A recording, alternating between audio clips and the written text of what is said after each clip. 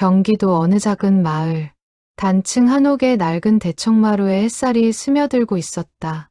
89 할머니 정순옥은 마루 끝에 앉아 마당의 감나무를 바라보고 있었다.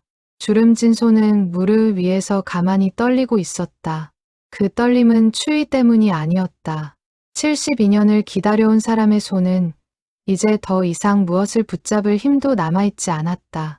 마루 한쪽 구석, 먼지가 쌓인 선반 위에는 오래된 진공관 라디오가 놓여 있었다.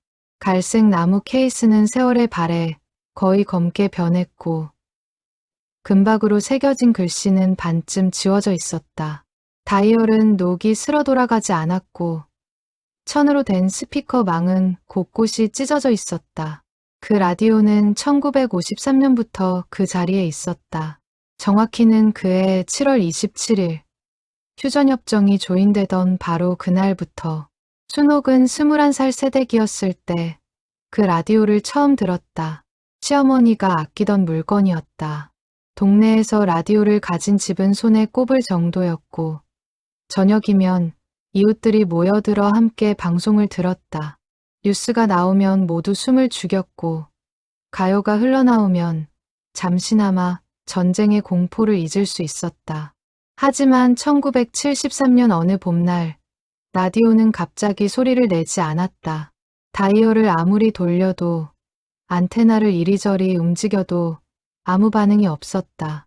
순옥은 읍내의 전파사를 찾아갔다. 젊은 기술자는 라디오 뒷면을 열어보더니 고개를 저었다. 이건 진공관이 다 나갔어요. 부품도 구하기 힘들고 새로 사시는 게 나을 것 같은데요. 순옥은 고개를 저었다. 새 라디오를 살 돈이 없어서가 아니었다. 그 라디오에는 특별한 기억이 담겨 있었다. 1950년 늦가을, 20살도 되기 전에 시집온 순옥은 결혼한 지 석 달 만에 남편을 전선으로 보내야 했다. 22살의 남편 김영호는 징집영장을 받았다. 출정 전날 밤, 영호는 라디오 앞에 앉아 있었다.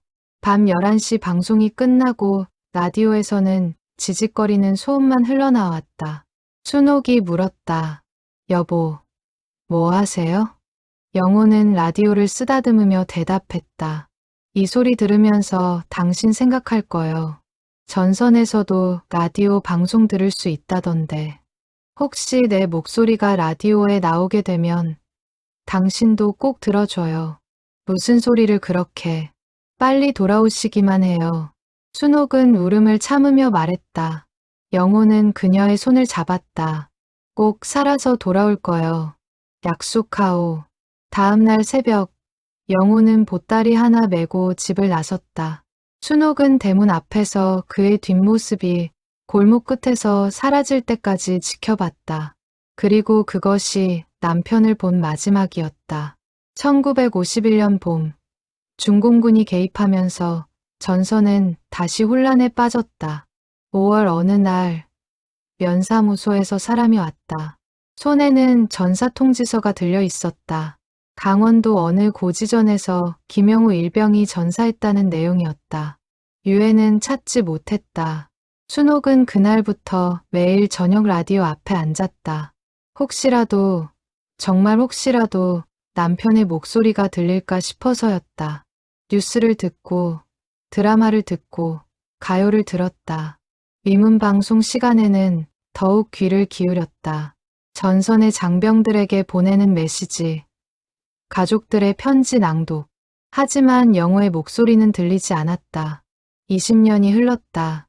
라디오가 고장났을 때 순옥은 그것을 버릴 수 없었다. 남편과의 마지막 약속이 담긴 물건이었다. 수리할 수 없다면 그냥 두기로 했다. 선반 위에 올려두고 가끔 먼지를 털어주는 것이 전부였다. 세월은 흘러 순옥에게도 변화가 찾아왔다. 시어머니는 돌아가셨고 순옥은 혼자가 되었다. 재혼하라는 주변의 권유가 있었지만 거절했다. 영호를 기다리는 것은 아니었다. 이미 그가 돌아오지 않는다는 것을 알고 있었다. 다만 그와의 기억을 지키고 싶었다. 1980년대 동네에는 텔레비전이 보급되기 시작했다. 라디오를 듣는 사람이 줄어들었다. 순옥도 조카에게 받은 작은 텔레비전으로 뉴스를 봤다. 하지만 선반 위의 라디오는 여전히 그 자리에 있었다. 고장난 채로, 아무 소리도 내지 못한 채로. 2000년대에 들어서면서 마을은 더욱 조용해졌다. 젊은이들은 모두 도시로 떠났고 남은 것은 노인들뿐이었다. 순옥의 집도 점점 낡아갔다. 지붕은 몇 군데 새고 벽은 금이 가고 마루는 삐걱거렸다. 하지만 라디오만은 그대로였다. 먼지만 더 두껍게 쌓였을 뿐. 2025년 3월 순옥은 89이 되었다. 몸은 많이 쇠약해졌다. 지팡이 없이는 걷기 힘들었고 귀도 잘 들리지 않았다. 기억도 가물가물해졌다. 어제 먹은 밥은 기억나지 않았지만 72년 전 남편의 얼굴은 또렷했다. 출정 전날 밤 라디오 앞에 앉아있던 그의 모습. 꼭 살아서 돌아올 거요 라던 그의 목소리. 순옥은 매일 아침 일어나면 라디오를 바라봤다. 그리고 생각했다. 저 라디오가 다시 소리를 낸다면 영우의 목소리가 들릴까? 물론 말도 안 되는 상상이었다. 50년 넘게 고장난 기계가 갑자기 작동할 리 없었다. 영우는 이미 이 세상 사람이 아니었다. 하지만 가끔, 정말 가끔, 밤에 혼자 누워있을 때면 이런 생각을 했다. 만약 기적이 일어난다면, 만약 단 한 번이라도 다시 그의 목소리를 들을 수 있다면, 그렇다면 이 긴 기다림도, 이 외로운 세월도 의미가 있지 않을까. 3월의 어느 오후, 순옥은 마루에 앉아 있었다. 봄볕이 따사로웠다. 마당의 감나무에서는 새싹이 돋아나고 있었다. 참새 몇 마리가 지저귀며 날아다녔다. 평화로운 일상이었다. 그때 이상한 일이 일어났다. 선반 위의 라디오에서 희미한 불빛이 켜졌다. 진공관에 주황빛 불이 들어온 것이었다. 순옥은 처음에는 눈의 착각인 줄 알았다. 하지만 불빛은 점점 밝아졌다. 그리고 라디오에서 소리가 흘러나오기 시작했다. 지지지지. 지지. 잡음이었다. 하지만 분명한 소리였다. 50년 만에 라디오가 작동하고 있었다. 순옥은 천천히 일어나 라디오 앞으로 다가갔다. 손을 뻗어 라디오를 만졌다. 따뜻했다. 살아있었다. 지지지. 여러분, 안녕하십니까? 지지지. 라디오에서 목소리가 들려왔다. 남자의 목소리였다. 낡은 녹음처럼 웅웅거리고 잡음이 섞여 있었지만 분명한 사람의 목소리였다. 순옥의 심장이 빠르게 뛰기 시작했다. 이곳은 지지지 전방입니다. 오늘은 장병 여러분께 위문방송을 지지지 위문방송이었다. 순옥은 숨을 멈췄다. 72년 전 남편이 말했던 바로 그 방송. 그때 그 시절의 방송이 지금 흘러나오고 있었다. 어떻게 이런 일이 가능한지 알 수 없었다. 하지만 지금 그런 것은 중요하지 않았다. 라디오는 계속 소리를 냈다. 낡은 방송, 오래된 목소리들, 그리고 다음은 지지지, 김영우 일병의 메시지입니다. 순옥의 다리에서 힘이 빠졌다. 그 자리에 주저앉았다.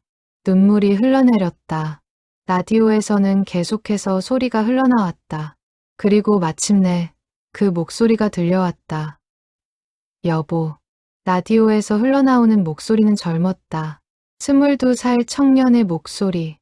순옥이 기억하는 바로 그 음성이었다. 떨리고 어색하고 하지만 따뜻한 목소리. 여보, 잘 있소. 나, 김영호요. 순옥은 라디오를 붙잡았다.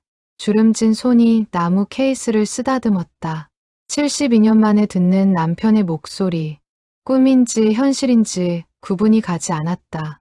이렇게 라디오 방송을 통해 당신에게 말을 전하게 되었소.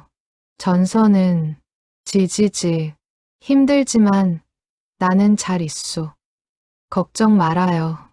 음성은 끊어졌다가 다시 이어졌다. 낡은 녹음 특유의 웅웅거림과 잡음이 섞여 있었지만 그럼에도 불구하고 모든 단어가 또렷하게 들렸다. 춘옥의 귀는 어느 때보다 밝았다. 추워요. 정말 추워요.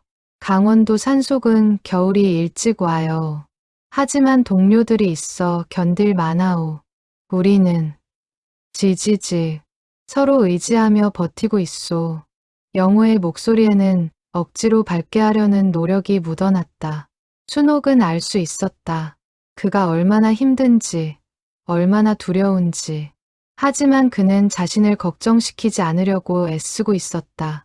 당신은 잘 지내고 있소? 어머니는 건강하시고? 집안일이 많아 힘들 텐데. 미안하오. 내가 곁에 있지 못해서. 춘옥은 입술을 깨물었다. 그때 그 시절, 시어머니를 모시고 살림을 꾸려가던 날들이 떠올랐다. 배급받은 쌀로 죽을 끓이고, 밭을 일구고, 밤새 바느질을 하던 날들. 힘들었지만 영우가 돌아오면 괜찮을 거라 믿었다. 나는 지지지 약속을 지킬 거요. 꼭 살아서 돌아갈 거요. 당신과 함께 늙어갈 거요. 아이들을 낳고 손주를 보고 그렇게 평범하게 살고 싶소. 영호의 목소리가 흔들렸다. 울먹이는 것 같았다. 춘옥도 울고 있었다. 눈물이 멈추지 않았다. 72년 전 그는 그런 약속을 했다. 하지만 지키지 못했다. 아니, 지킬 수 없었다. 요즘은 밤이 되면 당신 생각을 많이 하오. 결혼하던 날 당신이 입었던 흰 저고리가 생각나요. 얼굴을 붉히며 수줍어하던 모습.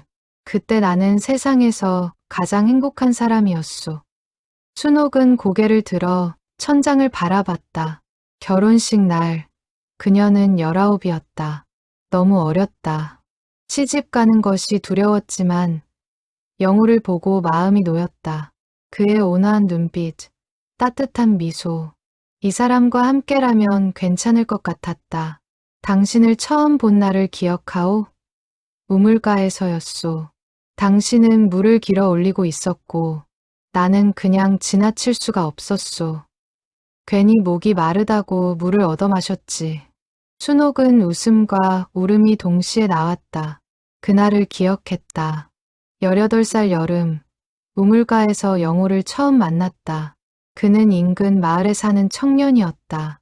땀을 흘리며 물을 달라고 했고 춘옥은 바가지에 물을 떠주었다. 그때부터 나는 지지지 당신만 생각했소. 중매를 설 때 얼마나 기뻤는지 모르오. 당신과 부부가 될 수 있다는 사실이 믿기지 않았소.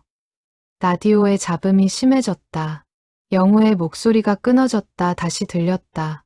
하지만 전쟁이 터졌소. 우리에게 시간이 없었소. 결혼하고 석 달 만에 나는 당신을 두고 떠나야 했소. 정말 미안하오. 춘옥은 라디오를 가슴에 안았다. 작고 낡은 상자. 하지만 그 안에서 남편의 목소리가 살아 숨쉬고 있었다. 이 방송이 당신에게 닿을지 모르겠소. 하지만 지지지 만약 듣고 있다면 알아주었으면 좋겠소. 내가 당신을 얼마나 사랑하는지, 얼마나 보고 싶은지. 영호는 잠시 말을 멈췄다. 숨소리만 들렸다. 거칠고 불안정한 숨소리. 그리고 다시 말을 이었다. 나는 겁이 나오. 솔직히 말하면 매일 밤이 무서워요. 다음 날 아침 해를 볼 수 있을지, 동료들이 무사할지, 아무것도 확신할 수 없소. 춘옥은 눈을 감았다. 영호가 얼마나 힘들었을지 상상조차 하기 싫었다. 22살 청년이 전쟁터에서 죽음과 마주하며 견뎌야 했던 공포. 하지만 지지지 당신을 생각하면 힘이 나오. 당신이 기다리고 있다는 것. 그것만으로도 나는 버틸 수 있소. 당신은 나의 희망이오. 여보. 라디오에서 다른 소리가 들려왔다. 멀리서 들리는 포성 같았다. 영호의 목소리가 급해졌다. 시간이 없소. 방송을 끝내야 할 것 같소. 마지막으로 하고 싶은 말이 당신을 사랑하오. 정말 사랑하오. 이 세상 그 무엇보다도 꼭 살아 돌아가겠소. 약속하오. 기다려주오. 순옥. 지지지지. 라디오에서 소리가 끊어졌다. 순옥은 한동안 라디오를 붙잡고 있었다. 방송은 끝났지만 영호의 목소리는 여전히 귓가에 맴돌았다. 꼭 살아 돌아가겠소. 약속하오. 하지만 그는 돌아오지 못했다. 1951년 5월 어느 고지전에서 전사했다. 그때 그는 22살이었다. 전사 통지서를 받은 날 순옥은 사흘 밤을 울었다. 영호의 유해는 끝내 찾지 못했다. 무덤도 만들지 못했다. 다만 집 뒤편 언덕에 작은 비석만 세웠다. 순옥은 천천히 라디오를 내려놓았다. 손이 떨렸다. 72년 만에 들은 남편의 목소리. 그것은 위문 방송이었다. 1950년 겨울. 전선에서 녹음된 방송. 아마도 그때 수많은 장병들이 가족에게 메시지를 남겼을 것이다. 그리고 그 중 하나가 영호의 목소리였다. 그런데 어떻게 지금 이 라디오에서 그 방송이 나온 걸까? 50년 넘게 고장났던 라디오가 갑자기 작동한 것도 이상했지만 하필 그 방송이 나온 것은 더욱 믿기 어려웠다. 우연일까? 아니면 순옥은 고개를 저었다. 기적 같은 일이었다. 설명할 수 없는 일이었다. 하지만 그것이 중요한가? 지금 이 순간 순옥은 72년 만에 남편의 목소리를 들었다. 그것만으로도 충분했다. 마루에 앉아 한참을 있다가 순옥은 천천히 일어났다. 방으로 들어가 오래된 상자를 꺼냈다. 그 안에는 영호의 유품이 들어 있었다. 군복 한 벌, 인식표, 몇 장의 편지, 그리고 흑백 사진 한 장. 사진 속 영호는 웃고 있었다. 군복을 입고 총을 메고 동료들과 함께 찍은 사진. 출정하기 전 찍은 것이었다. 순옥은 사진을 쓰다듬었다. 영원히 22살로 남은 남편. 그리고 89이 된 자신. 여보. 순옥은 사진을 가슴에 안았다. 당신 목소리 들었어요. 72년 만에 정말 들었어요. 눈물이 다시 흘러내렸다. 하지만 이번에는 슬픔만이 아니었다. 그 안에는 감사함도, 그리움도, 사랑도 섞여 있었다. 순옥은 그날 밤 잠을 이루지 못했다. 라디오는 다시 소리를 내지 않았다. 위문 방송이 끝난 후 불빛이 꺼지고 다시 침묵에 빠졌다. 순옥은 몇 번이고 다이얼을 돌려봤지만 아무 반응이 없었다. 새벽이 되어서야 겨우 잠이 들었고 얼마 후에가 떠올랐다. 순옥은 일어나자마자 라디오를 확인했다. 여전히 작동하지 않았다. 어젯밤의 일이 꿈이었을까 싶었지만 가슴 깊은 곳에서는 확신이 있었다. 분명 영호의 목소리를 들었다. 오전 10시쯤 동네 이장이 찾아왔다. 7순이 넘은 박 이장은 순옥과 오래된 이웃이었다. 손에는 쌀 한 포대를 들고 있었다.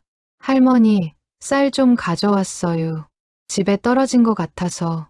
아이고, 그냥 오지. 뭘 이런 걸, 별 말씀을. 우리가 서로 돌봐야죠. 박 이장은 쌀을 부엌에 놓고 마루에 앉았다. 순옥은 보리차를 내왔다. 두 사람은 한동안 이런저런 이야기를 나눴다. 동네 소식, 날씨, 건강 이야기. 그나저나 할머니, 요새 좀 어때요? 몸은 괜찮고? 그럭저럭. 늙으니 여기저기 아프지 뭐. 병원은 가보셨어요? 읍내까지 나가는 것도 이제 힘들어서. 박 이장은 고개를 끄덕였다. 마을 노인들은 대부분 비슷한 처지였다. 자식들은 도시에 있고 병원은 멀고 몸은 점점 쇠약해지고. 혹시 이장님. 순옥이 조심스럽게 말을 꺼냈다. 625대 위문 방송 같은 거 어디 남아있을까요? 위문 방송이요? 그게 갑자기 왜요? 그냥 궁금해서. 박 이장은 잠시 생각하다가 대답했다. 글쎄요. KBS에 옛날 방송 자료가 있다는 얘기는 들었는디. 근디 70년도 넘은 방송이 남아있을까 모르겠네요. 순옥은 고개를 끄덕였다. 그럴 것이다. 70년 전 방송이 고스란히 보관되어 있을 리 없다. 하지만 어제 들은 그 목소리는 분명 진짜였다. 박 이장이 돌아간 후 순옥은 다시 라디오 앞에 앉았다. 손을 뻗어 만져봤다. 차가웠다. 어제처럼 따뜻한 기운이 느껴지지 않았다. 진공관에 불도 들어오지 않았다. 영호야. 순옥은 라디오에 대고 속삭였다. 한 번만 더. 목소리 좀 들려줘요. 한 번만 더. 하지만 라디오는 대답이 없었다. 순옥은 한숨을 쉬고 자리에서 일어났다. 마당으로 나가 빨래를 걷고 저녁 준비를 했다. 평범한 일상이 계속되었다. 그날 밤 순옥은 일찍 잠자리에 들었다. 몸이 유난히 피곤했다. 하지만 잠은 쉽게 오지 않았다. 어제 들은 영호의 목소리가 계속 맴돌았다. 꼭 살아 돌아가겠소. 약속하오. 자정이 넘어서야 겨우 잠이 들었다. 그리고 얼마 후 이상한 소리에 잠에서 깼다. 지지지지. 순옥은 눈을 떴다. 어두운 방 안에서 희미한 빛이 새어 들어오고 있었다. 마루 쪽에서 나오는 빛이었다. 순옥은 천천히 일어나 방문을 열었다. 라디오였다. 다시 불이 켜져 있었다. 진공관에서 주황빛이 퍼져나왔다. 그리고 소리가 흘러나오고 있었다. 지지지. 여러분, 안녕하십니까? 이곳은 전방입니다. 위문 방송이었다. 어제와 똑같은 방송. 순옥은 서둘러 라디오 앞으로 갔다. 무릎을 꿇고 앉아 귀를 기울였다. 오늘은 지지지. 고향에 계신 가족분들께 장병들의 메시지를 전해드립니다. 여러 군인들의 목소리가 이어졌다. 아내에게, 어머니에게, 자식에게 보내는 메시지. 모두 간절했다. 모두 살고 싶어 했다. 모두 돌아가고 싶어 했다. 그리고 다시 영호의 목소리가 들려왔다. 여보, 나 김영호요. 오늘은 더 하고 싶은 말이 있어서. 순옥의 심장이 뛰었다. 어제와 다른 내용이었다.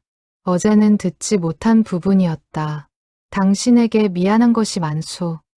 결혼하고 제대로 함께 있지도 못했고 당신 손 한 번 제대로 잡아주지 못했소. 영호의 목소리는 더 떨리고 있었다. 내가 지지지. 만약 돌아가지 못한다면 당신은 어떻게 될까 생각하오.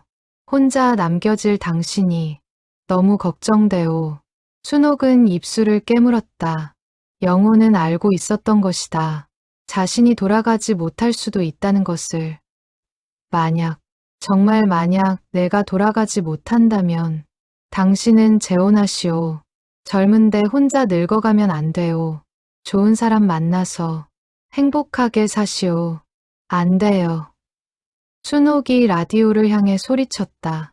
그런 말 하지 마요. 당신이 돌아와야죠. 하지만 라디오는 그녀의 목소리를 들을 수 없었다. 72년 전에 녹음된 목소리였다. 영호는 계속 말했다.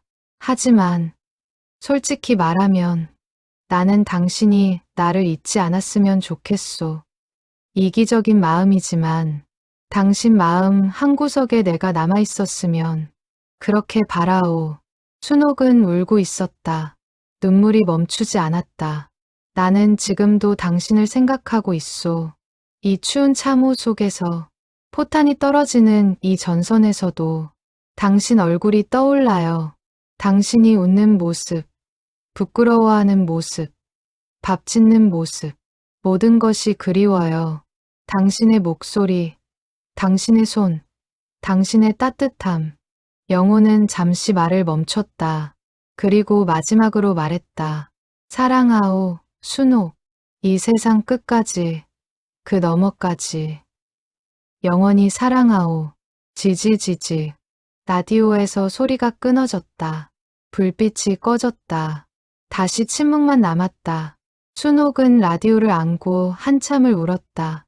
72년 동안 참았던 눈물이 모두 쏟아져 나오는 것 같았다. 새벽까지 울다가 순옥은 라디오를 품에 안은 채 그 자리에서 잠들었다. 꿈속에서 영호를 만났다.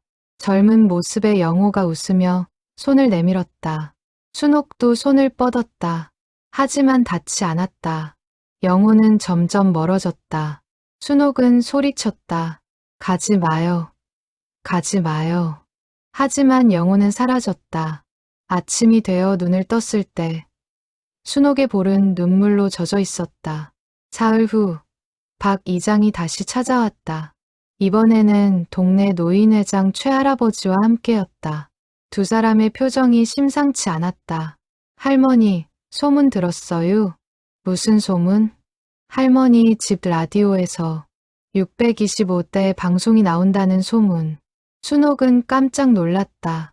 자신은 아무에게도 말하지 않았는데 어떻게 소문이 났을까? 누가 그런 소리를? 동네 사람들이 다 아는디유. 며칠 전 밤에 할머니 집에서 이상한 소리가 들렸다고. 옛날 라디오 방송 같은 소리였다고. 순옥은 고개를 끄덕였다. 그럴 수 있었다. 한옥은 소리가 잘 샜다. 밤에 라디오 소리가 밖으로 새어나갔을 것이다. 그게 사실이유? 박 이장이 조심스럽게 물었다.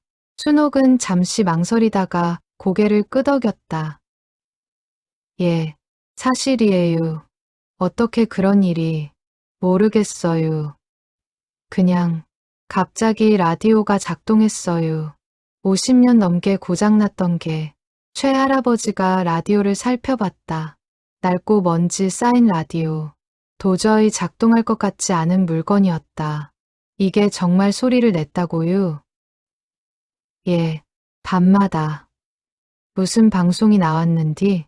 순옥은 잠시 망설였다. 영호의 목소리를 들었다고 말해야 할까? 하지만 그들이 믿을까? 오히려 정신이 이상해진 것 아니냐고 할 것이다.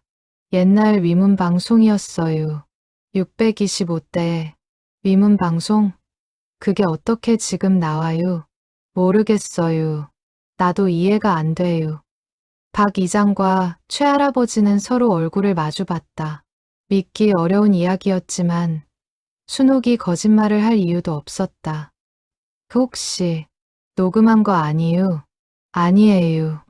라디오가 저절로. 그때 마당에서 소리가 들렸다. 몇 명의 동네 사람들이 찾아온 것이었다. 소문을 듣고 온 것이다. 순옥의 집은 금세 사람들로 가득 찼다. 할머니, 라디오 좀 봅시다. 정말 소리가 나요? 우리도 들을 수 있어요? 사람들은 라디오를 신기하게 쳐다봤다.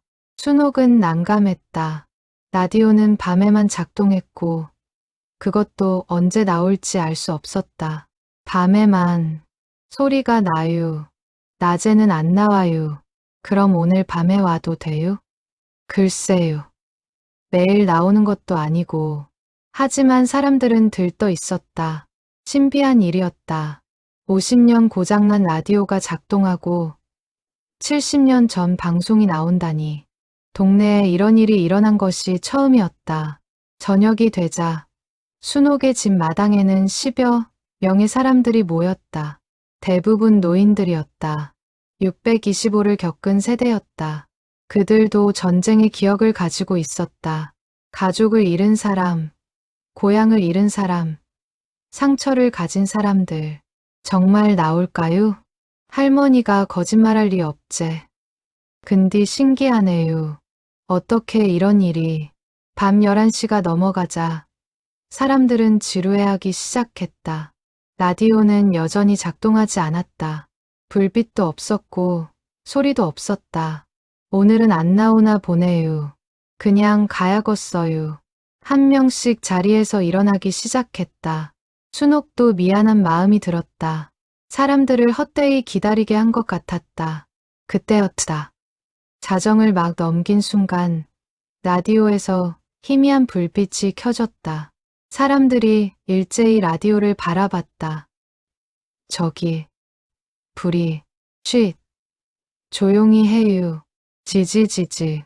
라디오에서 소리가 흘러나왔다. 사람들은 숨을 죽였다. 정말로 작동하고 있었다. 50년 고장난 라디오가 살아났다. 지지지. 여러분, 안녕하십니까? 이곳은 전방입니다. 위문 방송이었다. 낡은 녹음 특유의 웅웅거림과 잡음이 섞여 있었지만 분명한 사람의 목소리였다. 1950년대의 목소리. 사람들은 라디오를 둘러싸고 앉았다. 아무도 말하지 않았다. 모두 귀를 기울였다. 방송에서는 여러 군인들의 메시지가 흘러나왔다. 어머니, 아들 박철수입니다. 잘 있습니다. 아내에게. 미안하오. 곧 돌아가겠소. 아버지, 저 건강합니다. 걱정 마세요. 메시지 하나하나에 사람들은 눈물을 흘렸다. 그들도 가족을 전쟁터에 보낸 경험이 있었다. 혹은 자신이 직접 참전했던 기억이 있었다. 70년 전 그 시절의 목소리가 지금 여기서 들리고 있었다. 최할아버지는 눈을 감고 듣고 있었다. 그도 625 참전 용사였다. 19의 전쟁터에 나갔고 수많은 전우를 잃었다. 라디오에서 들리는 목소리들이 마치 그때 그 전우들의 목소리 같았다. 이런 일이 최할아버지의 눈에서 눈물이 흘러내렸다. 그리고 마침내 영호의 목소리가 들려왔다. 여보, 나 김영호요. 순옥은 라디오 앞으로 다가갔다. 다른 사람들은 순옥을 바라봤다. 순옥의 표정이 심상치 않았다. 온몸이 떨리고 있었다. 꼭 살아 돌아가겠소. 약속하오. 영호의 메시지가 끝나고 방송이 종료되었다. 라디오의 불빛이 꺼졌다. 한동안 아무도 말하지 않았다. 침묵이 흘렀다. 박 이장이 먼저 입을 열었다. 할머니, 저 사람이 제 남편이에요. 순옥은 조용히 대답했다. 625대 전사했어요. 유해도 못 찾았어요. 사람들은 순옥을 바라봤다. 72년을 혼자 살아온 여인, 남편의 목소리를 기다린 여인, 그리고 마침내 들은 여인, 할머니. 한 할머니가 순옥의 손을 잡았다. 얼마나 보고 싶었어요. 순옥은 고개를 끄덕였다. 말로 표현할 수 없는 감정이었다. 72년의 기다림, 72년의 그리움, 그리고 마침내 들은 목소리. 사람들은 천천히 일어나 돌아갔다. 누구도 큰 소리를 내지 않았다. 모두 조용히 집으로 향했다. 그날 밤, 동네 사람들은 잠을 이루지 못했다. 라디오에서 들은 목소리가 계속 맴돌았다. 순옥은 혼자 마루에 앉아 라디오를 바라봤다. 영호의 목소리가 다른 사람들에게도 들렸다. 이제 이것은 자신만의 비밀이 아니었다. 많은 사람이 알게 되었다. 그리고 곧 더 많은 사람이 알게 될 것이다. 과연 이것이 좋은 일일까? 순옥은 생각했다. 하지만 답은 나오지 않았다. 일주일 후 서울에서 사람들이 찾아왔다. KBS 시사교양 프로그램 제작팀이었다. 동네 소문이 인터넷 커뮤니티에 올라갔고 그것이 언론의 눈에 띈 것이었다. PD와 작가, 카메라 감독 등 5명이 순옥의 집을 찾았다. 30대로 보이는 여성 PD가 공손하게 인사했다. 안녕하세요, 할머니. KBS 시대의 기록 프로그램 제작팀입니다. 혹시 인터뷰 가능하실까요? 순옥은 당황스러웠다. 방송국에서 올 줄은 몰랐다. 인터뷰요? 나 같은 사람을. 네, 할머니의 이야기를 많은 분들께 전하고 싶습니다. 라디오에 대한 이야기도 듣고 싶고요. 순옥은 잠시 망설이다가 그들을 집 안으로 들였다. 제작팀은 라디오를 보고 놀라워했다. 정말 오래된 라디오네요. 1950년대 제품인 것 같은데 카메라 감독이 라디오를 이리저리 살펴봤다. 이게 정말 작동한다고요? 예, 밤에만 가끔. 신기하네요. 진공관도 다 나간 것 같은데. PD가 순옥에게 물었다. 할머니, 처음 라디오가 작동했을 때 어떠셨어요? 믿을 수가 없었어요. 50년 넘게 고장났던 건데. 그때 무슨 방송이 나왔나요? 순옥은 잠시 말을 멈췄다. 영우의 이야기를 해야 할까? 하지만 이미 동네 사람들은 다 알고 있었다. 숨길 필요가 없었다. 남편. 목소리가 나왔어요. 남편분이요? 예. 625대 전사한. PD의 눈이 커졌다. 625대요? 그럼 70년도 넘은 방송이 위문 방송이었어요. 남편이 전선에서 녹음한. 제작팀은 서로 얼굴을 마주봤다. 이것은 큰 이야기였다. 단순한 신기한 사건이 아니라 전쟁의 기억, 이별의 아픔, 그리고 기적의 재회가 담긴 이야기였다. 할머니, 혹시 그 방송을 저희가 들을 수 있을까요? 밤에만 나와요. 언제 나올지는 저도 몰라요. 그럼 오늘 밤 여기서 대기해도 될까요? 순옥은 고개를 끄덕였다. 사실 혼자서는 감당하기 힘든 일이었다. 전문가들이 이 현상을 설명해 줄 수 있다면 그것도 좋을 것 같았다. 저녁이 되자 제작팀은 카메라를 설치했다. 라디오를 중심으로 조명을 배치하고 여러 각도에서 촬영할 준비를 했다. 순옥은 마루에 앉아 그 모습을 지켜봤다.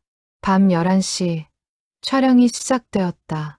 카메라가 돌아가고 조명이 켜졌다. PD가 순옥에게 질문했다. 할머니, 남편분과는 어떻게 만나셨어요? 순옥은 천천히 이야기를 시작했다. 72년 전 우물가에서 처음 만난 이야기, 결혼 이야기, 그리고 전쟁이 터진 이야기. 카메라는 순옥의 얼굴을 클로즈업했다. 주름진 얼굴, 흐린 눈. 하지만 그 속에는 여전히 사랑이 남아있었다. 남편분이 출정하시던 날은 어떠셨어요? 울지 않으려고 참았어요. 남편 앞에서는 순옥의 목소리가 떨렸다. 대문 밖으로 나가고 나서 그때 울었어요. 마당에 주저앉아서 다시 만날 거라고 생각하셨나요? 그럼요. 당연히 돌아올 줄 알았죠. 전쟁이 끝나면 같이 늙어갈 줄 알았어요. 자정이 가까워지자 스태프들은 긴장했다. 라디오를 주시했다. 하지만 아무 일도 일어나지 않았다. 자정이 지나고 1시가 되었다. 여전히 라디오는 침묵했다. 오늘은 안 나오나 봐요. PD가 아쉬워하며 말했다. 미안해요. 매일 나오는 게 아니라서. 괜찮습니다, 할머니. 내일도 대기하겠습니다. 이틀째 밤도 라디오는 작동하지 않았다. 셋째 날도 마찬가지였다. 제작팀은 조금씩 지쳐갔다. 혹시 소문만 있고 실제로는 아무 일도 없는 것 아니냐는 의심도 생겼다. 나흘째 밤, PD가 말했다. 할머니, 죄송하지만 내일까지 안 되면 서울로 돌아가야 할 것 같아요. 일정이. 이해해요. 괜찮아요. 순옥은 담담하게 대답했다. 사실 그녀도 라디오가 언제 작동할지 알 수 없었다. 며칠째 소리가 나지 않고 있었다. 마지막 밤, 자정이 되었다. 여전히 라디오는 조용했다. 스태프들은 장비를 정리하기 시작했다. PD가 순옥에게 인사했다. 할머니, 정말 감사했습니다. 비록 방송은 못 들었지만 그때였다. 갑자기 라디오에서 불빛이 켜졌다. 모두가 그쪽을 바라봤다. 저기, 빨리 카메라. 지지지지. 라디오에서 소리가 흘러나왔다. 제작팀은 서둘러 카메라를 다시 설치했다. 조명이 켜지고 마이크가 라디오 쪽으로 향했다. 이곳은 전방입니다. 위문 방송이 시작되었다. 카메라는 모든 것을 담았다. 라디오의 모습, 흘러나오는 소리, 그리고 귀를 기울이는 순옥의 얼굴. 여러 군인들의 메시지가 지나갔다. 그리고 드디어 영호의 목소리가 들렸다. 여보, 나 김영호요. 순옥의 눈에서 눈물이 흘러내렸다. 카메라는 그 순간을 놓치지 않았다. 72년 만에 남편의 목소리를 듣는 여인의 모습. PD도 작가도 스태프들도 모두 울고 있었다. 방송이 끝나고 한동안 아무도 말하지 못했다. PD가 눈물을 닦으며 순옥에게 다가왔다. 할머니, 정말 감동적이었습니다. 이걸 방송할 거예요? 네, 많은 분들께 보여드리고 싶습니다. 괜찮으시겠어요? 순옥은 잠시 생각했다. 영호의 목소리가 세상에 알려지는 것, 그들의 이야기가 사람들에게 전해지는 것, 그것이 영호도 원하는 일일까? 순옥은 고개를 끄덕였다. 좋아요. 많은 사람이 전쟁의 아픔을 기억했으면 좋겠어요. 방송이 나간 것은 2주 후였다. KBS 시대의 기록 특집으로 편성되었다. 제목은 라디오에서 들려온 목소리 -72년 만의 재회였다. 방송은 큰 반향을 일으켰다. 시청률은 예상을 훨씬 뛰어넘었고 다음 날 모든 포털 사이트 메인에 관련 기사가 올라왔다. 댓글은 수만 개가 달렸다. 눈물이 멈추지 않네요. 할머니 평생 혼자 사셨다니. 너무 가슴 아파요. 이게 진짜 기적이죠. 신기하다. 625세대의 아픔을 새삼 느낍니다. 방송 이후 순옥의 집에는 많은 사람들이 찾아왔다. 기자들, 유튜버들, 그리고 일반인들 모두 라디오를 보고 싶어 했고 순옥의 이야기를 듣고 싶어 했다. 동네는 갑자기 유명해졌다. 관광객들이 찾아오고 카페와 식당이 생겼다. 면사무소에서는 기적의 라디오 마을이라는 표지판을 세웠다. 하지만 순옥은 이 모든 변화가 불편했다. 조용히 살고 싶었는데 매일 사람들이 찾아왔다. 쉴 틈이 없었다. 어느 날 한 노인이 찾아왔다. 팔순이 넘어 보이는 할아버지였다. 지팡이를 짚고 천천히 걸어왔다. 그 혹시 정순옥 할머니 댁이십니까? 예, 그런데요. 저는 노인은 말을 잇지 못했다. 눈물이 흘러내렸다. 순옥은 노인을 마루에 앉혔다. 물을 떠다 주었다. 저는 김동수라고 합니다. 김영호. 그 사람과 같은 부대에 있었습니다. 순옥의 손이 떨렸다. 물잔이 흔들렸다. 남편과 같은 부대요? 예. 1950년 가을부터 1951년 봄까지 함께 싸웠습니다. 김동수 할아버지는 천천히 이야기를 시작했다. 72년 전 강원도 전선에서의 이야기. 김영호와 함께 참호를 파고 보초를 서고 추위와 배고픔을 견뎠던 이야기. 영호는 좋은 사람이었습니다. 항상 동료들을 챙겼어요. 자기 배급받은 빵을 나눠주고 밤에 보초 설 때도 먼저 나섰어요. 그랬군요. 순옥은 눈물을 흘렸다. 남편의 이야기를 듣는 것은 72년 만이었다. 그 사람은 부인 이야기를 자주 했어요. 전쟁이 끝나면 함께 농사를 짓고 싶다고, 아이들을 낳고 싶다고. 그때 위문방송을 녹음했나요? 예, 맞습니다. 1951년 2월이었어요. 부대에 방송국 사람들이 왔어요.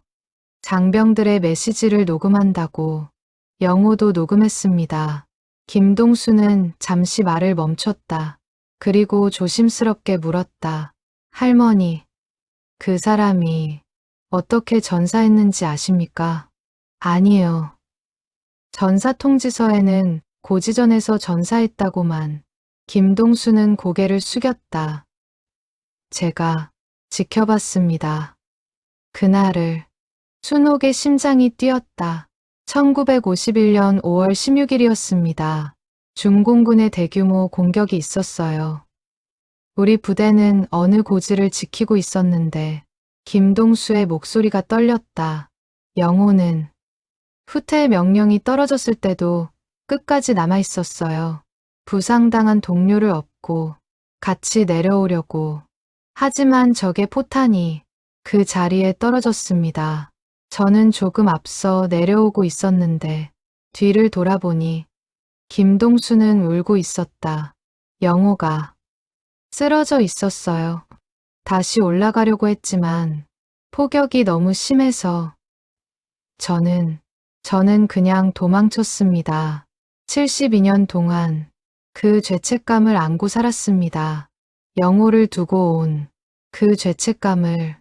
순옥은 김동수의 손을 잡았다. 괜찮아요. 어르신도 살아야 했어요. 할머니, 정말 죄송합니다. 영호를 구하지 못해서 두 노인은 한참을 울었다. 72년 전 그날의 기억, 전쟁의 상처, 그리고 살아남은 자의 죄책감. 김동수가 돌아간 후 순옥은 혼자 앉아 생각했다. 영호는 끝까지 다른 사람을 도우려 했다. 자신의 생명을 걸고. 그것이 그 사람다웠다. 순옥이 사랑한 그 사람다웠다. 밤이 되어 다시 라디오가 작동했다. 이번에는 새로운 내용이었다. 여보, 오늘은 힘든 하루였소. 전투가 있었고 많은 동료들을 잃었소. 영호의 목소리는 지쳐 있었다. 나는 두려워요. 죽음이 무섭소. 하지만 더 무서운 것은 당신을 다시 보지 못하는 것이오. 만약 내가 여기서 죽는다면 당신에게 하지 못한 말들이 너무 많아요. 영호는 숨을 크게 들이쉬었다. 사랑한다는 말, 고맙다는 말, 미안하다는 말, 다 전하지 못한 채로 가야 한다면 그게 제일 슬플 것 같소. 순옥은 라디오를 안았다. 나도 못한 말이 많아요, 여보. 그날 밤 순옥은 편지를 쓰기 시작했다. 영호에게 보내는 편지. 72년 동안 하지 못한 말들을 담은 편지. 비록 그가 읽을 수 없다는 것을 알지만 그래도 쓰고 싶었다. 여보, 나 순옥이에요. 72년 만에 편지를 써요. 방송 이후 여러 전문가들이 라디오를 조사하러 왔다. 물리학자, 전자공학자, 역사학자들 모두 이 현상을 설명하고 싶어 했다. 서울대 물리학과 교수 한 명이 정밀 장비를 가지고 왔다. 라디오를 열어보고 내부를 검사했다. 이상하네요. 진공관이 완전히 나갔는데 어떻게 작동하는 거지? 전원도 연결되어 있지 않고 배터리도 없는데. 연구팀은 며칠간 라디오를 분석했다. 하지만 결론을 내리지 못했다. 과학적으로 설명할 수 없는 현상이었다. 혹시 다른 전파를 수신하는 건 아닐까요? 아니면 누군가 장난을 치는 거라든지. 하지만 모든 검사 결과는 음성이었다. 외부 전파도 없었고 조작의 흔적도 없었다. 라디오는 정말로 저절로 작동하고 있었다. KAIST 전자공학과에서도 조사팀이 왔다. 그들도 같은 결론에 도달했다. 현대의 과학으로는 설명할 수 없습니다. 하지만 분명히 작동하고 있어요. 우리가 직접 들었으니까요. 한 젊은 연구원이 다른 가설을 제시했다. 혹시 양자 얽힘 현상일 수도 있지 않을까요?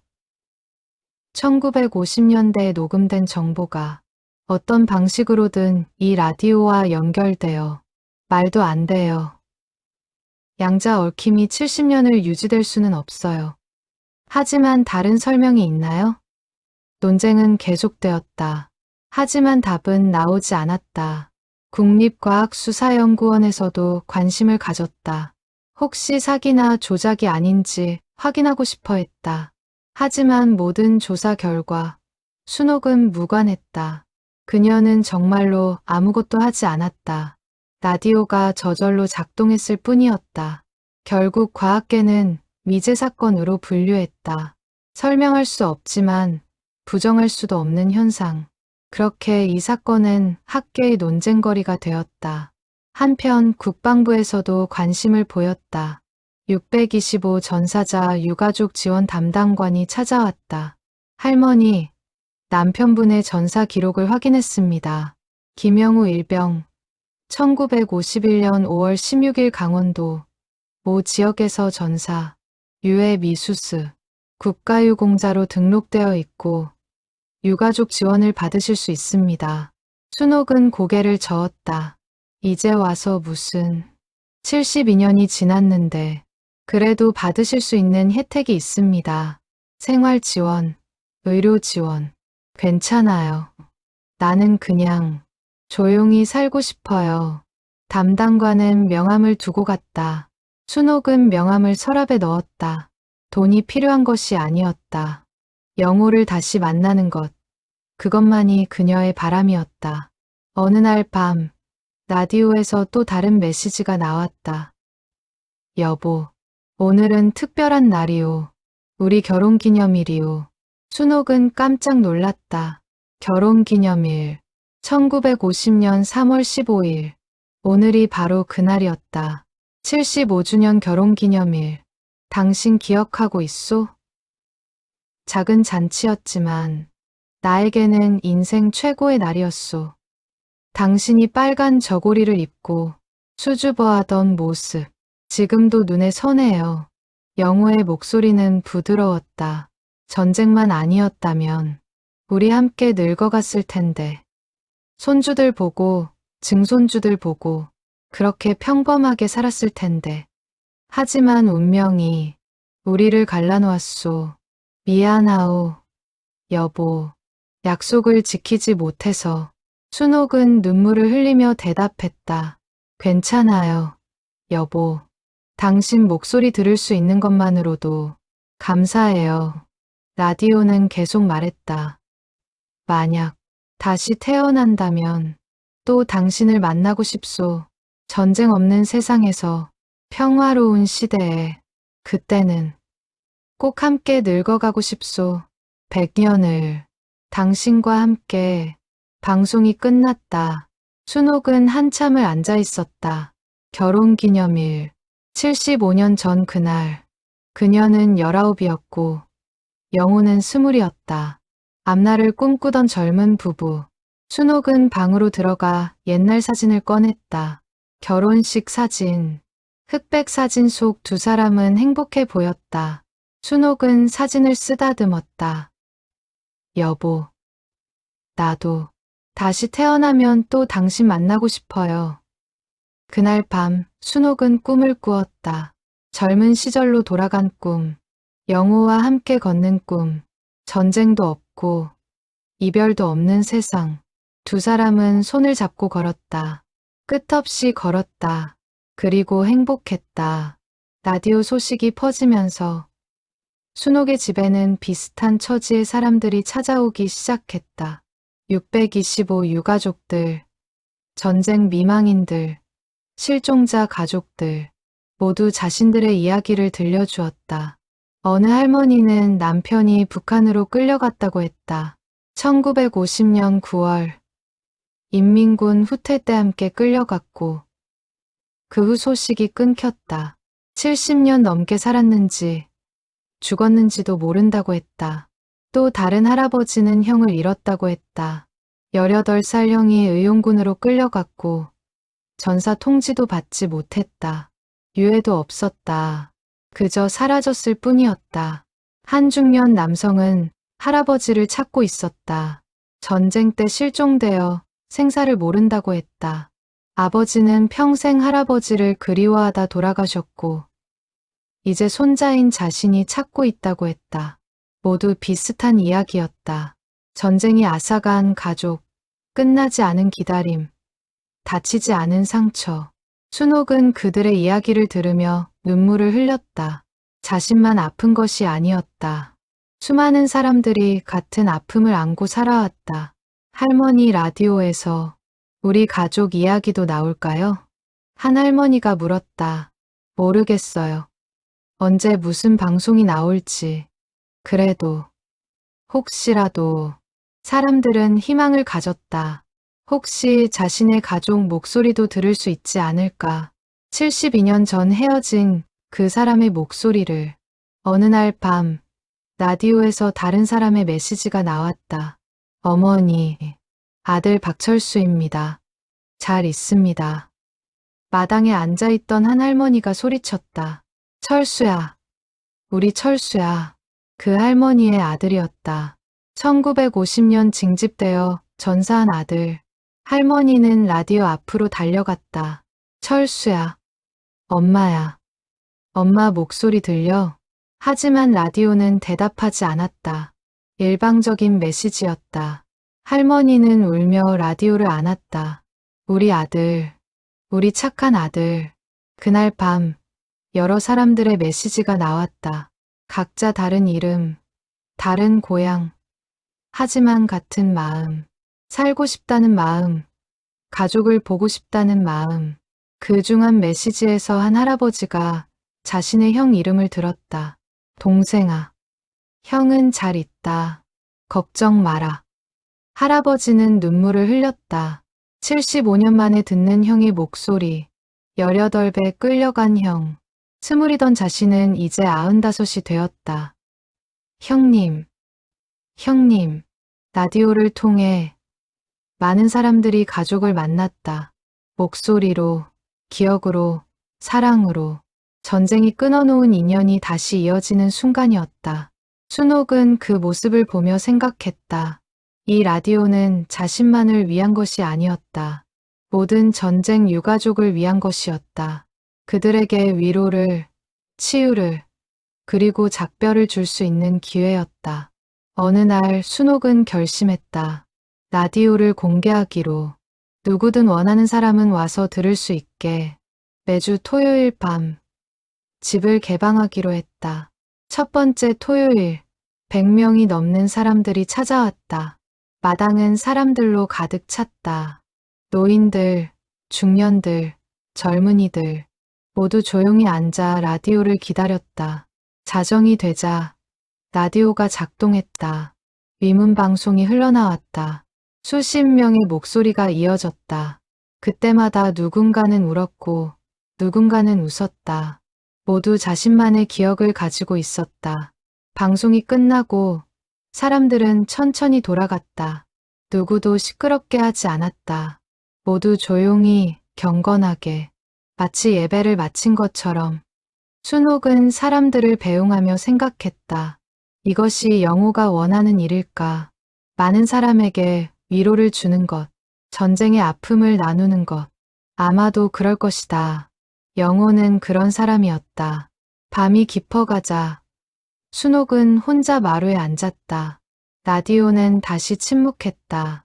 하지만 그 침묵 속에서도 순옥은 영호의 존재를 느낄 수 있었다.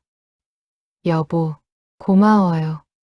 나뿐만 아니라 모두에게 위로를 줘서. 순옥은 라디오에 손을 얹었다. 따뜻했다. 영호의 온기 같았다. 계절이 바뀌어 가을이 왔다. 순옥의 건강은 점점 나빠졌다.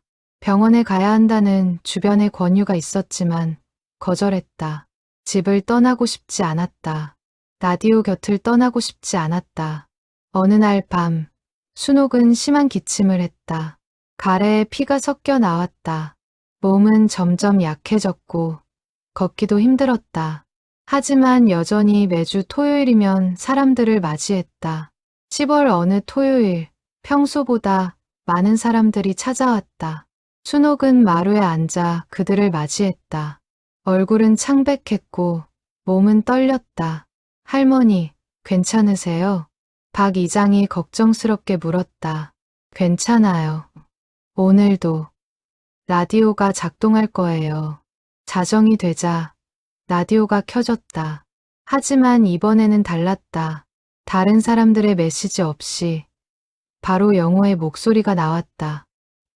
여보. 순옥. 순옥은 눈을 떴다. 영호의 목소리가 평소와 달랐다. 더 또렷했고 더 가까웠다. 나는 당신이 많이 아프다는 것을 알고 있소. 순옥의 눈에서 눈물이 흘러내렸다. 이제 우리가 만날 시간이 가까워지고 있소. 여보. 순옥은 라디오를 향해 손을 뻗었다. 72년을 기다렸소. 긴 시간이었소. 당신도 나도 많이 외로웠을 거요. 하지만 이제 곧 다시 만날 수 있소.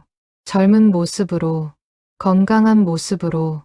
그때는 영원히 함께 있을 거요. 다시는 헤어지지 않을 거요. 순옥은 고개를 끄덕였다. 알고 있었다. 자신의 시간이 얼마 남지 않았다는 것을. 여보, 나는 당신을 정말 사랑했소. 72년 전에도, 지금도, 그리고 영원히. 당신과 함께한 시간은 짧았지만 그것이 내 인생 전부였소. 당신을 만나서, 당신과 결혼해서 정말 행복했소. 영호의 목소리가 떨렸다. 이제 곧 만나요. 조금만 더 기다려요. 그곳에서 함께 걸어요. 손잡고 100년을 사랑하오. 순옥. 영원히. 라디오에서 소리가 끊어졌다. 하지만 불은 여전히 켜져 있었다. 희미한 주황빛이 방 안을 밝혔다. 순옥은 천천히 일어났다. 사람들이 부축하려 했지만 손을 저었다. 혼자 걷고 싶었다. 라디오 앞으로 다가가 무릎을 꿇고 앉았다. 여보, 나도 곧 갈게요. 순옥은 라디오를 안았다. 72년. 정말 긴 시간이었어요. 하지만 당신을 잊은 적은 한 번도 없어요. 매일 당신을 그리워했어요. 당신 목소리, 당신 얼굴, 당신의 모든 것을. 이제 다시 만날 수 있다니. 꿈만 같아요. 순옥의 목소리는 점점 작아졌다. 여보, 사랑해요. 정말 사랑해요. 순옥은 라디오를 아는 채 눈을 감았다. 얼굴에는 평화로운 미소가 있었다. 마치 아름다운 꿈을 꾸는 것처럼. 사람들은 조용히 지켜봤다. 아무도 방해하지 않았다. 순옥의 마지막 순간을, 영호와의 재회를. 라디오의 불빛이 점점 밝아졌다. 그리고 희미한 음악이 흘러나왔다. 1950년대에 가요. 순옥과 영호가 함께 들었던 노래. 순옥은 천천히 숨을 내쉬었다. 한 번, 두 번, 그리고 마지막으로. 여보. 그 순간 라디오의 불빛이 환하게 빛났다가 꺼졌다. 음악도 멈췄다. 모든 것이 고요해졌다. 순옥은 떠났다. 72년을 기다린 끝에 마침내 영호에게로 갔다. 사람들은 한참을 그 자리에 앉아 있었다. 누구도 울지 않았다. 슬픔보다는 평화가 느껴졌다. 순옥이 행복해 보였기 때문이었다. 다음 날 마을 사람들은 장례를 준비했다. 순옥의 유언대로 집 뒤편 언덕에 묻기로 했다. 영호의 비석 옆에. 장례식 날 수백 명이 찾아왔다. 방송을 본 사람들, 라디오를 들었던 사람들, 순옥에게 위로받은 사람들, 모두 조용히 순옥을 배웅했다. 관이 땅에 묻히고 흙이 덮였다. 두 개의 비석이 나란히 섰다. 김영호 1928에 1951, 정순옥 1932에 2025. 그리고 그 옆에 작은 표지석을 세웠다. 72년 만에 재회라고 새겨져 있었다. 순옥이 떠난 후 라디오는 다시 작동하지 않았다. 아무리 기다려도, 아무리 바라도 소리가 나지 않았다. 사람들은 처음에는 매주 토요일마다 모였지만 점점 줄어들었다. 마을 사람들은 순옥의 집을 보존하기로 했다. 기억의 집이라는 이름을 붙이고 작은 전시관으로 만들었다. 라디오는 그대로 선반 위에 놓였다. 순옥과 영호의 사진도 걸었다. 그들의 이야기를 적은 글도 전시했다. 많은 사람들이 찾아왔다. 전쟁의 역사를 배우러 온 학생들, 유가족들, 그리고 사랑하는 사람을 그리워하는 이들, 모두 라디오 앞에서 잠시 멈춰섰다. KBS는 후속 다큐멘터리를 만들었다. 라디오, 그 후 끝나지 않은 이야기라는 제목으로 순옥의 생애, 625 유가족들의 이야기, 그리고 전쟁이 남긴 상처를 다루었다. 다큐멘터리는 큰 반향을 일으켰다. 많은 사람들이 전쟁의 아픔을 새삼 느꼈다. 정부는 전사자 유해 발굴 사업을 확대했다. 더 많은 가족들이 오랜 기다림을 끝낼 수 있도록. 김동수 할아버지는 순옥이 떠난 후 몇 달 뒤 세상을 떠났다. 그는 유언으로 영우의 이야기를 책으로 남겼다. 내가 기억하는 김영우라는 제목의 회고록이었다. 전쟁터에서의 일상, 동료들과의 우정, 그리고 영우의 마지막 순간. 책은 출간되어 많은 사람들이 읽었다. 영우는 더 이상 전사통지서의 이름이 아니었다. 살아있는 사람으로, 누군가의 남편으로, 용감한 군인으로 기억되었다. 1년 후 국방부는 영우의 유해를 찾기 위한 발굴 작업을 시작했다.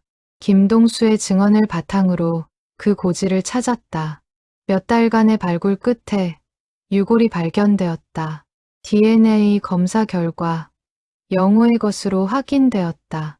72년 만에 영우가 집으로 돌아왔다. 마을 사람들은 환영식을 열었다. 비록 뼈만 남았지만 그래도 돌아왔다. 약속을 지켰다. 영우의 유해는 순옥의 무덤 옆에 안장되었다. 이제 두 사람은 정말로 함께 있었다. 비석 사이에는 작은 꽃이 심어졌다. 매년 봄이면 피어나는 꽃. 마을에는 작은 기념관이 세워졌다. 평화의 집이라는 이름으로 전쟁의 기억을 보존하고 평화의 소중함을 알리는 공간. 학생들이 견학을 오고 사람들이 찾아왔다. 라디오는 여전히 선반 위에 있었다. 작동하지 않았지만 그 존재만으로도 의미가 있었다. 사랑의 증거, 기다림의 상징, 그리고 기적의 기억. 어느 봄날 한 젊은 부부가 찾아왔다. 각 결혼한 신혼부부였다. 그들은 라디오 앞에 서서 손을 잡았다. 우리도 저렇게 평생 사랑하며 살까요? 아내가 물었다. 그럼요. 100년을 함께 할 거예요. 남편이 대답했다. 두 사람은 서로를 바라보며 웃었다. 그리고 라디오에 작은 절을 했다. 마치 선배 부부에게 인사하듯. 저녁이 되어 사람들이 돌아가고 기념관이 문을 닫았다. 고요한 밤이 찾아왔다. 달빛이 창문으로 들어와 라디오를 비췄다. 그때 아주 잠깐, 정말 잠깐, 라디오의 진공관에 희미한 불빛이 켜진 것 같았다. 그리고 아주 작은 소리가 들리는 것 같았다. 사랑하오, 순옥. 하지만 그것은 착각이었을까? 바람 소리였을까? 아무도 알 수 없었다. 다만 확실한 것은 이 작은 라디오가 많은 사람들에게 위로를 주었다는 것, 전쟁의 상처를 치유하는 데 도움이 되었다는 것, 그리고 사랑은 죽음보다 강하다는 것을 보여주었다는 것. 세월이 흘러 수십 년이 지났다. 순옥과 영호를 직접 기억하는 사람은 없어졌다. 하지만 그들의 이야기는 남았다. 책으로, 영화로, 노래로 전해졌다. 어느 겨울밤, 눈이 내렸다. 하얀 눈이 마을을 덮었다. 기념관의 지붕에도, 무덤에도, 라디오가 있는 방의 창문에도, 고요한 밤, 별이 빛나는 하늘 아래, 두 개의 비석이 나란히 서 있었다. 눈 속에서도 또렷하게, 함께 영원히. 그것이 비석에 새겨진 마지막 문구였다. 72년을 떨어져 있었지만 이제는 영원히 함께. 그것이 순옥과 영호의 이야기였다. 그리고 그 이야기는 사람들의 가슴 속에서 영원히 계속될 것이었다.